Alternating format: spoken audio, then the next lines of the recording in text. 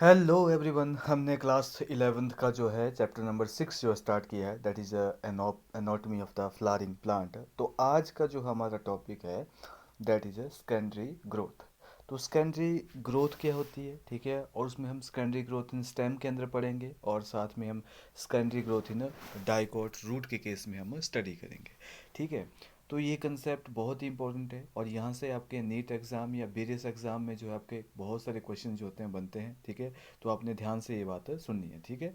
उसके बाद क्या है, देखो यहाँ पे growth of the root and the stem in length with the help of apical meristem is called as the primary growth. हमने जो है मेरिस्टेम के बारे में स्टडी किया था। जब हमने मेरिस्टेम के बारे में स्टडी किया था, हमने मेरिस्टेम तीन टाइप की पढ़ी थी: apical meristem, lateral meristem and intercalary meristem. जो आपकी एपिकल मेरिस्टेम है, जो आपकी एपिकल मेरिस्टेम है वो क्या करती है, जो प्लांट की जो ग्रोथ करती है वो केवल लेंथ में करती है, और this type of growth is called as a primary growth बोलते हैं। Apart from primary growth, most of the dicot plant, जैसे आपके जो है इसमें इन गर्थ भी इंक्रीज करती है। बहुत सारे डाइकोट ऐसे प्लांट हैं जहाँ पे गर्थ भी, प्लांट की जो है मोटाई भी क्या करती है, इंक्रीज करती है। और this increase in girth, this increase in जो है मतलब thickness of plant is called as the secondary growth. इसी को हम क्या बोलते हैं, सेकेंडरी ग्रोथ बोलते हैं।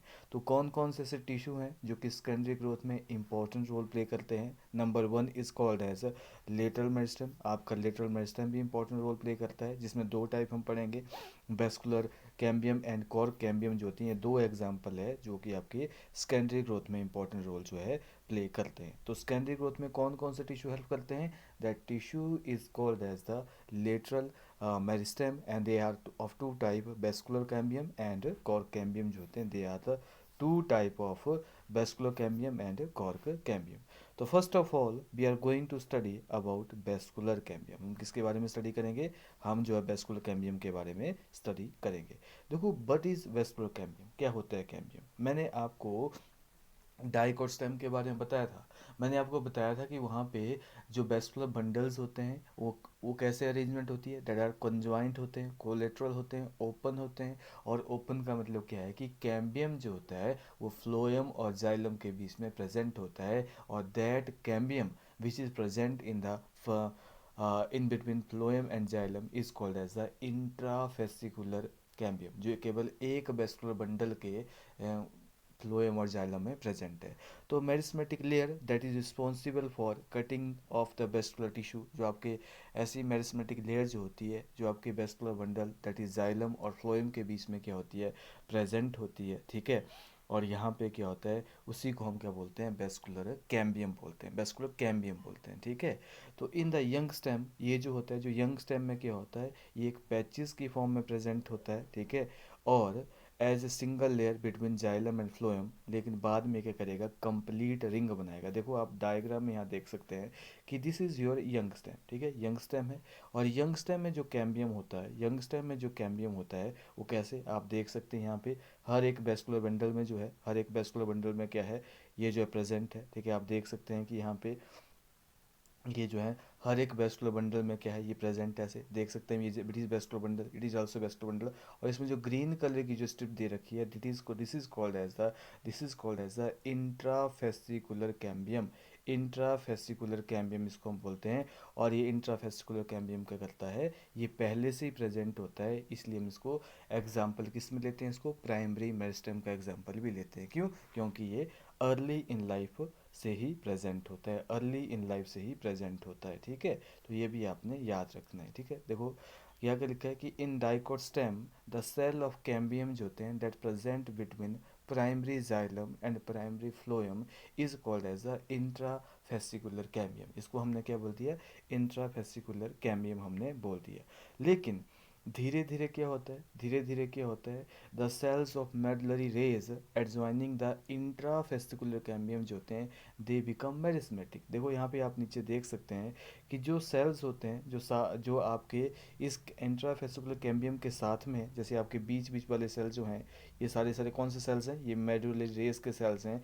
और ये सेल्स क्या करेंगे, ये सेल्स होते हैं, ये मेरिस्मेटिक जो है बन जाते हैं। जब ये मेरिस्मेटिक बन जाते हैं, इसका मतलब क्या है, they regain the activity of division. तो ये क्या करेंगे, एक पूरा का पूरा कैम्बियम रिंग जो है कंप्लीट कर देंगे, एक पूरा कैम्बियम रिंग जो होता है वो कंप्लीट कर देंगे। ऐसे आप यहाँ एग्जांपल में देख सकते हैं। तो एक कैम्बियम रिंग जो होता है वो कंप्लीट हो जाता है, आप देख सकते हैं यहाँ पे कैम्बियम रिंग जो होता है कंप्लीट हो जाता है।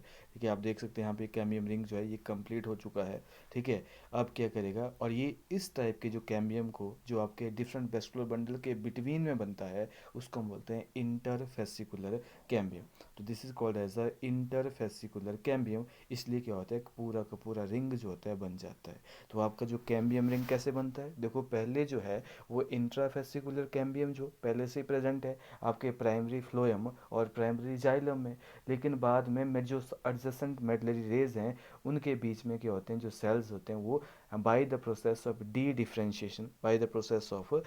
डिफ्रेंशिएशन से क्या बन जाते हैं, वो मेरिस्मेटिक बन जाते हैं, और वो क्या करते हैं, वो जो होते हैं एक्टिव हो जाते हैं और क्या बनाते हैं, ये जो है मतलब कैम्बियम बनाते हैं। क्या बनाते हैं, कैम्बियम बनाते हैं। That cambium is called as the interfascicular cambium. अब देखो ये कैम्बियम रिंग क्या करेगा, अब आपका पूरा रिंग बन चुका है, अब आपका पूरा रिंग बन चुका है। ठीक है, आप डायग्राम में देख सकते हैं।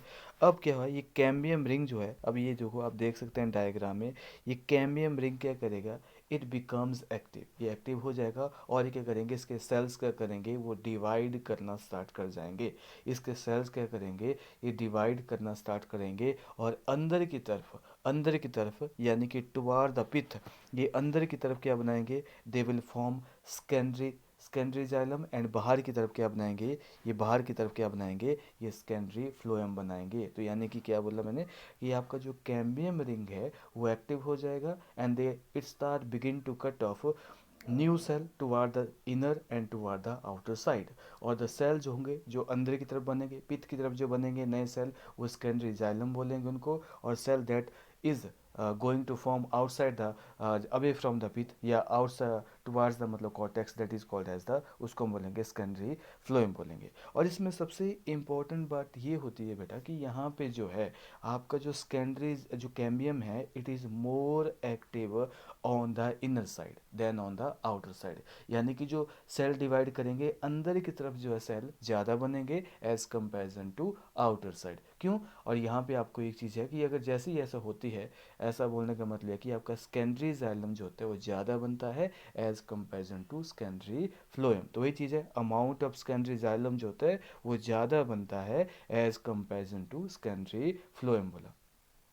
और धीरे धीरे क्या होंगे, आपका प्राइमरी फ्लोएम जो होता है वो क्रश, जो बाहर आपका पहले से ही प्राइमरी फ्लोएम प्रेजेंट था ये क्रश होता चलेगा, और सेकेंडरी जाइलम बीच में, जो आपका प्राइमरी जाइलम वो बीच बीच में बनता चलेगा। लेकिन क्या होगा, आपका अमाउंट ऑफ सेकेंडरी जाइलम ज़्यादा बनता है और प्राइमरी एंड सेकेंडरी फ्लोएम जो होते हैं धीरे धीरे क्रश होते चलते हैं, ताकि आपके क्यों, क्योंकि आपके जो है सेकेंडरी जाइलम सेकेंडरी फ्लोएम जो होता है ज़्यादा बन रहे हैं। ठीक है, प्राइमरी जाइलम देखने को मिलता है आपको, जो है प्राइमरी जाइलम जो है देखने को मिल रहा होगा यहाँ पे। अभी बचा हुआ है प्राइमरी जाइलम, यहाँ पे जो है प्राइमरी जाइलम जो है बचा हुआ है। ठीक है, जहाँ आप देखने को मिलता है तो प्राइमरी जाइलम है, लेकिन प्राइमरी फ्लोएम जो होता है वो क्रश हो जाता है। ठीक है, लेकिन यहाँ पे देखो आपको जो है डायग्राम में देखने को मिलता है कि यहाँ पे कुछ जगह पे जो कैम्बियम क्या कर रहा है, कुछ जगह पे कैम्बियम क्या कर रहा है, एक नैरो बैंड बना रहा है पेरेनकाइमस रेस की। आपका कुछ जगह पे जो है ये नैरो बैंड बना रहा है पेरेनकाइमेटस रेस की, उनको हम क्या बोलेंगे, सेकेंडरी मेडलरी रेज बोलेंगे या वेस्कुलर रेज बोलेंगे। और ये क्या करती हैं, ये वाटर का कंडक्शन करती हैं, ये वाटर का कंडक्शन करती है एंड फूड का कंडक्शन करती है इन रेडियल डायरेक्शन। देखो कैम्बियम क्या कर रहा है, अंदर की तरफ क्या करेगा, सेकेंडरी जाइलम बनाएगा, बाहर की तरफ सेकेंडरी फ्लोएम बनाएगा। तो अंदर की तरफ क्या करेगा, सेकेंडरी जाइलम या जाइलरी मेडलरी रेज बनाएगा, और बाहर की तरफ सेकेंडरी जो फ्लोएम मेडलरी रेज बनाएगा। जो बाहर वाले होंगे वो क्या करेंगे, फूड का कंडक्शन करेंगे, रेडियल कंडक्शन करेंगी, और जो जाइलम वाली है वो क्या करेंगी, आपका वो वाटर का कंडक्शन करेंगे। तो ये था आपकी सेकेंडरी ग्रोथ ऑफ डाइक और स्टेम। बहुत ही ईजी है, बहुत ही ईजी है। तो मैं इसको आपको पढ़ के बताता हूँ कि cambium ring become active and begins to cut off new cell both toward the inner and the outer side. Cell cut off toward pith they are mature into xylem secondary xylem, and the cell that cut off toward the periphery mature into secondary phloem. जो बाहर की तरफ है वो क्या बनाएगा, secondary phloem बनाएगा, और अंदर की तरफ क्या बनेगा, सेकेंडरी जाइलम बनेगा। आपका जो कैम्बियम है it is more active on the inner side than on the outer side. ये मैंने आपको बताया, जो it is more active than on inner side and then on the outer side. और जिसकी वजह से क्या होता है, अमाउंट ऑफ सेकेंडरी जाइलम जो होते हैं they produce is more than secondary phloem. आपका सेकेंडरी जाइलम ज़्यादा बनता है एज कंपेरिजन सेकेंडरी फ्लोएम, और जिससे क्या होता है कम्पैक्ट मास बन जाता है। और प्राइमरी एंड सेकेंडरी फ्लोएम जो पहले से होते हैं वो क्या होते हैं, प्राइमरी एंड सेकेंडरी फ्लोएम धीरे धीरे क्या होते हैं, ये जो प्राइमरी है सेकेंडरी फ्लो जो है क्रश होते चलते हैं, क्योंकि कंटिन्यू फॉर्मेशन हो रही है आपकी किसकी, सेकेंडरी जाइलम की। और प्राइमरी जाइलम जो होता है थोड़ा बहुत दिखता भी हमें, रिमेन्स मोर और लेस इंटैक्ट और इन अराउंड द सेंटर हमें दिख रहा है।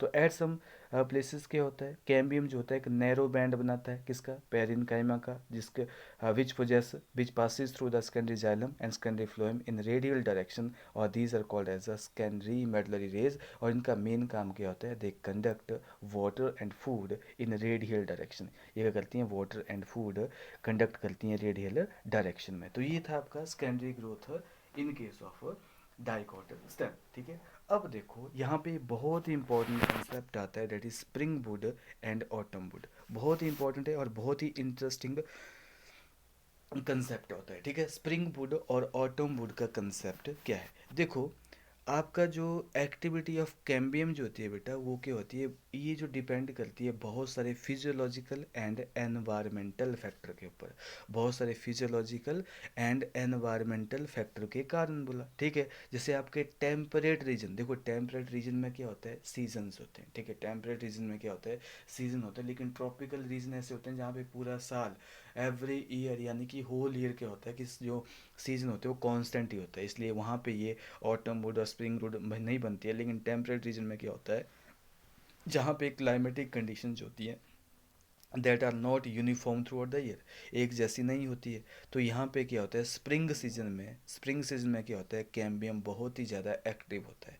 Cambium is very very active और large number of xylary element बनाता है, जिनके पास वेसल्स होती हैं ऑफ वाइडर कैविटीज़। ठीक है, जो वेसल्स बनती हैं वो कैसे बनती है, वाइडर कैविटीज़ की बनती है। और इसी प्रकार सेकेंडरी जाइलम को हम वुड भी बोलते हैं, तो इस प्रकार की वुड को हम क्या बोलते हैं, स्प्रिंग वुड बोलते हैं या अर्ली वुड बोलते हैं। लिखा है आपके डायग्राम में कि इन स्प्रिंग सीजन में क्या होता है, cambium is very very active and produce a large number of xylary element having vessels with wider cavities. और wood form during this season जो होता है is called as a spring wood और early wood बोलते हैं। लेकिन winter में क्या होता है, विंटर में क्या होता है, आपका जो कैम्बियम है that is less active and form fewer xylary element that have narrow vessels. ठीक है, उसको वहाँ जब आपका जहाँ पे फ्यूअर जाइलरी एलिमेंट बनेंगे वहाँ पे नैरो वेसल्स हो जाती हैं, and this wood is called as the autumn wood बोलते हैं और लेट वुड बोलते हैं, ऑटम वुड बोलते हैं और लेट वुड बोलते हैं। ठीक है, स्प्रिंग वुड जो होती है वो कैसी होती है देखने में, वो लाइटर इन कलर होती है और लोअर डेंसिटी होती है इसकी, ऑब्वियसली उसकी वेसल्स होती हैं ज़्यादा, मतलब क्या है, वेसल्स होती हैं उसकी कैसी होती हैं, आपकी जो है वाइड होती हैं। ठीक है, तो ये भी स्प्रिंग वुड कैसी है, लाइटर इन कलर होती है एंड हैज़ लोअर डेंसिटी। ठीक है, उसकी डेंसिटी होती है, लोअर डेंसिटी होती है। लेकिन जो ऑटम वुड होती है वो कैसी होती है, डार्कर होती है और इसकी डेंसिटी क्या होती है, हाई डेंसिटी होती है। और the two kind of wood जो होती है हमें ऐसे दिखती है, एक दो रिंग्स की भांति दिखती है। तो एक साल में कितने रिंग्स बनते हैं, दो रिंग्स बनते हैं। ठीक है, तो इस टू काइंड ऑफ वुड जो होती है, एक लाइट बैंड एक dark band, light band dark band हमें अपीयर होते हैं, लाइट बैंड डार्क बैंड हमें अपीयर होते हैं। ठीक है, तो spring wood is lighter in colour and has lower density, whereas the autumn wood is darker in colour and has higher density. और the two kind of wood जो होती है that appear as alternate rings होते हैं, concentric rings बनते हैं, और इसी को हम क्या बोलते हैं, एनुअल रिंग। तो एक प्लांट में जो है एक साल में दो रिंग बनते हैं, यानी कि अगर हमें प्लांट की जो है एज को कैलकुलेट करना होगा तो हम क्या करेंगे, उसमें पूरे रिंग्स कैलकुलेट करेंगे, उसको डिवाइड बाई टू कर देंगे, उसकी एज हमें पता लग जाएगी। तो दिस रिंग्स होती हैं ये can be used in determination of age of the tree. ठीक है, जैसे अगर मान लो किसी प्लांट में जो होते हैं हमें रिंग जो है 50 है, ठीक है, तो हमें पता है कि एक साल में कितने रिंग बनते हैं, दो बनते हैं, एक बनता है ऑटम रिंग, एक बनता है स्प्रिंग रिंग।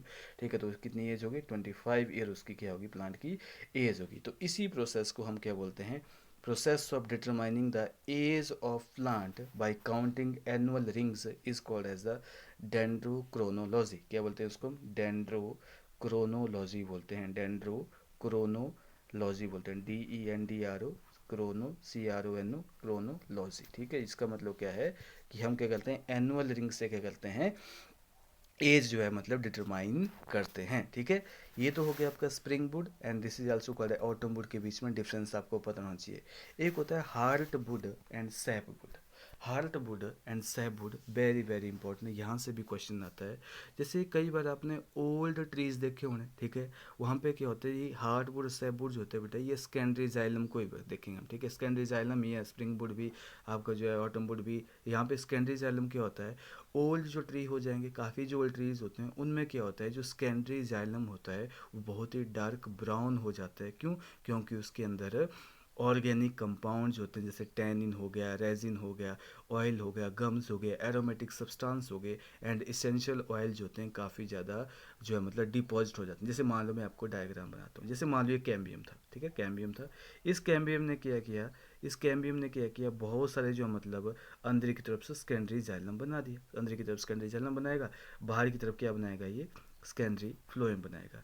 तो क्या होगा, जो सेकेंडरी जाइलम जो सबसे अंदर वाला होगा वो क्या हो जाएगा, वो डार्क ब्राउन कलर का हो जाएगा। डार्क ब्राउन कलर का हो जाएगा सेकेंडरी जाइलम जो बिल्कुल अंदर की तरफ जो होगा, ठीक है। ये पूरा का पूरा सेकेंडरी जाइलम है, लेकिन जो अंदर वाला होगा कैसा हो गया, डार्क ब्राउन कलर का हो गया, ठीक है।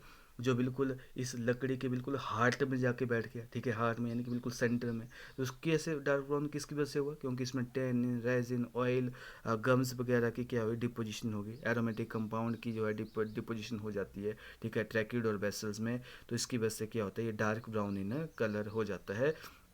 और ये क्या करता है, ये सब्सटेंस होता है, ये जो है सेकेंडरी जाइलम को क्या करता है, हार्ड बनाता है, ड्यूरेबल बनाता है, रेजिस्टेंट बनाता है। इसके ऊपर माइक्रो ऑर्गेनिज्म जो होते हैं वो अटैक नहीं कर सकते, ठीक है।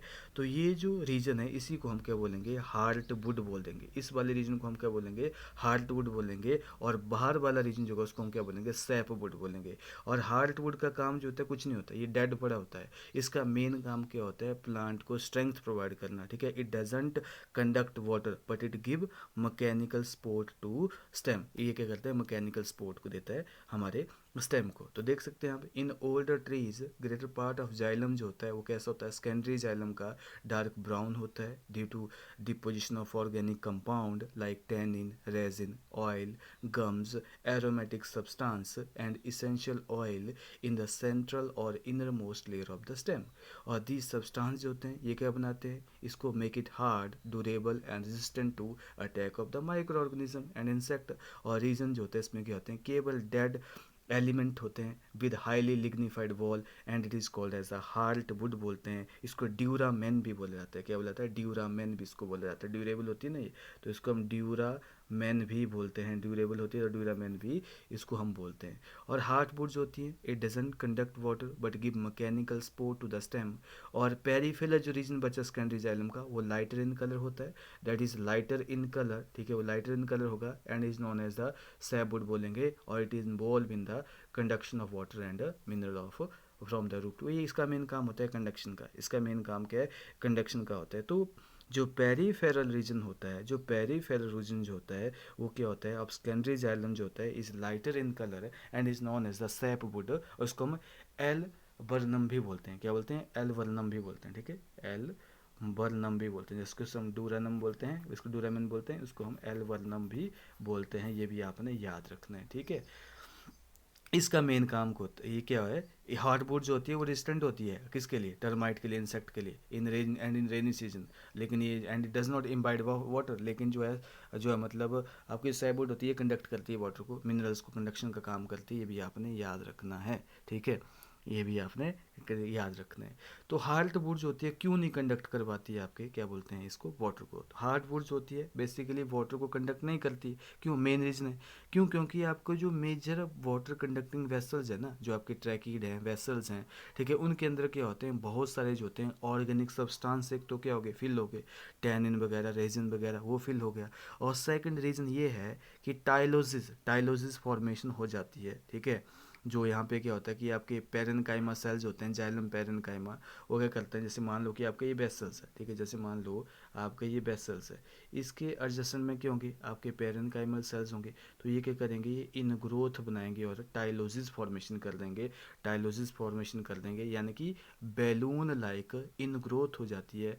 पेरेन्काइमा सेल्स की किसमें, ल्यूमन ऑफ वेसल्स में, उसकी वजह से क्या होता है, ये कंडक्ट नहीं कर पाते हैं। तो this is all about your secondary growth in stem, जिसमें हमने क्या पढ़ा, कैम्बियम रिंग कैसे बनता है। कैम्बियम रिंग जो होता है पार्शली प्राइमरी इन ओरिजिन होता है और पार्शली जो होता है सेकेंडरी इन ओरिजिन होता है। क्यों, क्योंकि आपका जो है पहले से ही कुछ प्रेजेंट है, इंट्राफेसिकुलर कैम्बियम पहले से ही प्रेजेंट है और इंटरफेसिकुलर कैम्बियम वो बाद में बनता है, लेट इन लाइफ बनता है, उसको सेकेंडरी इन ओरिजिन है। ठीक है, उसके बाद हमने हार्ट वुड और सैप वुड के बारे में पढ़ा। उसके बाद स्प्रिंग वुड और जो है आपका मतलब ऑटम वुड के बारे में पढ़ा। ठीक है, स्प्रिंग वुड और जो मतलब ऑटम वुड के बारे में पढ़ा। एक और एग्जांपल आता है आपका जैसे hard would, not heart, hard would and soft wood. ठीक है, जो आपकी एंजियोस्पर्म की जो वुड होती है उसको हम क्या बोलते हैं, हार्ड वुड बोलते हैं, हार्ड। ठीक है, हार्ड होती है। लेकिन जो जिम्नोस्पर्म की जो वुड होती है उसको हम क्या बोलते हैं, सॉफ्ट बोलते हैं। क्यों, क्योंकि आपको पता है जिम्नोस्पर्म में क्या होती है, बेसल्स एब्सेंट होती है, इसलिए हम इसको नॉन पोरस वुड भी बोलते हैं। वुड जो है वहाँ पे बेसल्स एब्सेंट होती है और जाइलम फाइबर जो होते हैं जिम्नोस्पर्म वुड में बहुत ही कम होते हैं। ट्रैकिड मैक्सिमम होती है, वेसल्स तो नहीं होगी, ट्रैकिड्स होगी 90 to 95% होगी। ठीक है, ये भी आपने रखना। दोबारा बता देता हूँ कि जो जिम्नोस्पर्म की जो वुड होती है उसमें क्या होती है, बेसल्स एब्सेंट होती है, इसलिए उन्हें हम क्या बोलते हैं, नॉन पोरस वुड बोलते हैं। तो wood is divide, wood is lacking of vessels, therefore gymnosperm wood is called as non porous wood बोलते हैं। जाइलम फाइबर्स होते हैं, they are very very fewer. ठीक है, ट्रैकिड कंटेंट जो होता है दैट इज 90 to 95%। लेकिन एंजियोस्पर्म की जो वुड को हम बोलते हैं हार्ड वुड बोलते हैं। क्यों बोलते हैं हार्ड वुड, क्योंकि wood contain vessels called porous wood. ठीक है, इसमें वेसल्स प्रेजेंट होती है, इसको हम पोरस वुड बोलते हैं। जाइलम फाइबर बहुत ज़्यादा होती है तो इसलिए क्या होता है, स्ट्रेंथ प्रोवाइड करते हैं, इसलिए हार्ड वुड बोलते हैं इसको। और ट्रैकिड कंटेंट बहुत ही लो होता है हमारे एंजियोस्पर्म में, दैट इज़ ऑलमोस्ट 5% होता है, इसलिए हम एंजियोस्पर्म की जो क्या बोलते हैं, वुड को क्या बोलते हैं, हम हार्ड वुड हम बोलते हैं। तो this is all about your vascular cambium. ठीक है, नेक्स्ट हम क्या पढ़ेंगे, कॉर्क कैम्बियम के बारे में पढ़ेंगे और रूट में किस तरह जो आपकी सेकेंडरी ग्रोथ होती है, that is your next lecture. Okay.